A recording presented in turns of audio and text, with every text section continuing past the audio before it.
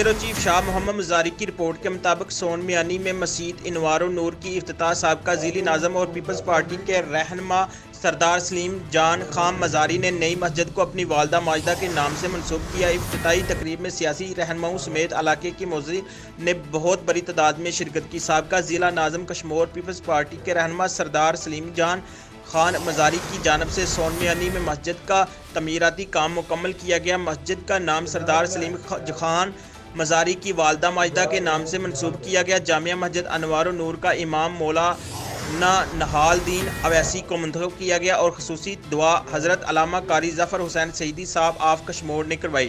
افتتاحی تقریب کے مہمان خصوصی وزیر اعظم کے معاون خصوصی نواب شاہ زین خان بگٹی، ڈپٹی کمشنر کشمور منور علی مٹھیائی، MNA کشمور سردار احسان الرحمان مزاری، MPA حاجی عبدالرؤف خسو، جبکہ سردار داؤد جان خان مزاری، سردار علی جان مزاری، سردار خالد بشیر خان مزاری نے بھی مسجد کی افتتاحی تقریب میں شرکت کی اور دیگر سیاسی سماجی شخصیات اور اہل علاقہ عوام نے کثیر تعداد میں شرکت کی۔ مزید سردار سلیم خان مزاری کی والدہ محترمہ مرحومہ اور ان کے والد محترم مرحوم کی مغفرت اور بلند درجات کے لیے خصوصی دعا بھی مانگی گئی۔